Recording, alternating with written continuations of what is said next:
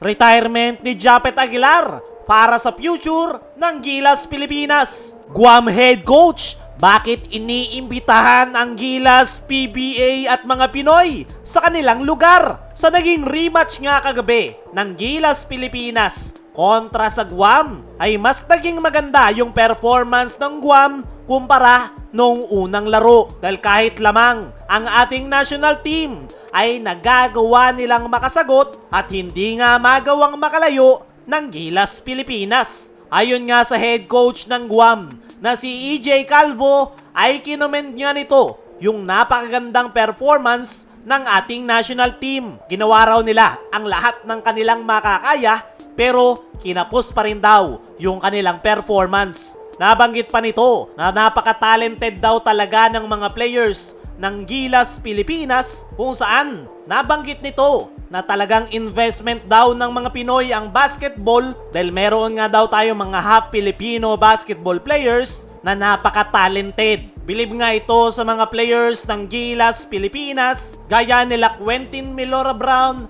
Dwight Ramos, lalong-lalo na kay Justin Brownlee. At umaasa ito na magiging ganyan rin yung kanyang kupunan sa mga susunod na taon. At matapos i-commend ng head coach ng Guam ang Gilas Pilipinas, ay umaasa ito na muling makakabalik ang Gilas sa kanilang lugar at iniimbitahan nga nito ang PBA. Gusto nga raw nilang kausapin ang PBA para magkaroon ng regular game sa Guam gaya ng ginawa ng PBA noong mga nakaraan kung saan naglaro sila sa Dubai. Gustong i-invite ng Guam head coach ang mga Pinoy sa Guam para na rin sa kanilang tourism at mas magkaroon ng magandang relationship ang Pilipinas at Guam. At the same time ay mas mag-improve rin yung kanilang sports, lalong-lalo na ang basketball.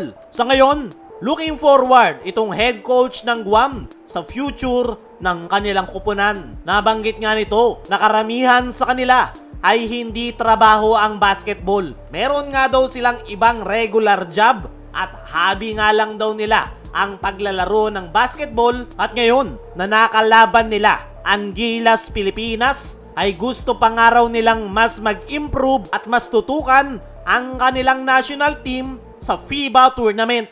Eto, real talk mga chong, bumilang lang tayo ng ilang taon ay isa na rin sa magiging threat sa Gilas Pilipinas etong Guam. Nakita natin yung kanilang potensyal kung saan nagagawa nilang makasabay. Kulang lang talaga sila ng quality players, kaya nabanggit ng head coach ng Guam na gusto niyang magaya ang kanyang kupunan sa Gilas Pilipinas na mayroong mga half-blood na maglalaro sa kanilang national team. Dumako naman tayo dito sa kabilang balita. Retirement ni Japet Aguilar para sa future ng Gilas Pilipinas. Kagabi sa naging rematch ng Gilas kontra sa Guam ay kinumpirma ni Japet Aguilar ang kanyang pagre-retiro sa ating national team. Para kay Japet, para sa kanya ay very fitting o perfect yung kanyang retirement sa ating national team na ginanap sa Ateneo Blue Eagle Gym kung saan nagsimula ang kanyang basketball career. Akala nga raw ni Japet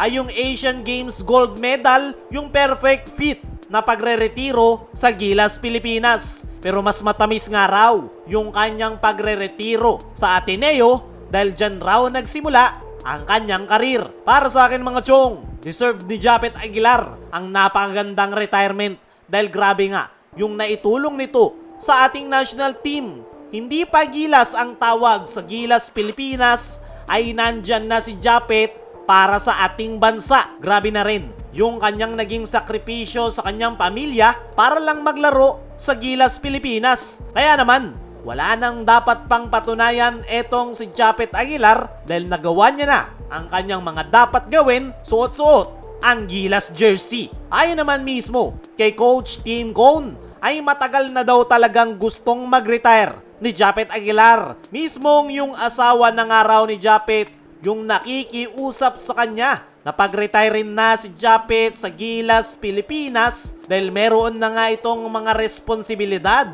Lalo na meron ng pamilya si Japet kung saan meron siyang 2 anak. Pero yung palaging sagot ni Coach Tim ay no. At kung si Coach Tim Cone nga raw ang tatanungin, ayaw niya pang mag-retire si Japet.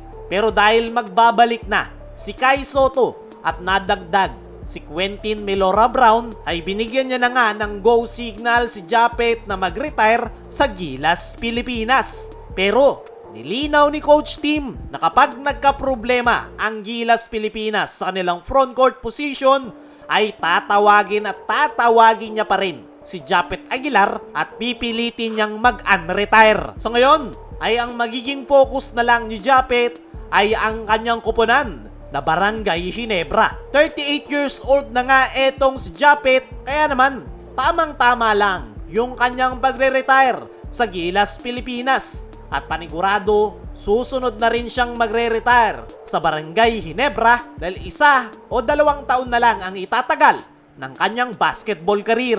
Kaya mga chong, ano ang masasabi nyo? Na officially retire na si Japet, pero si Coach Tim, nasa option pa rin si Japet.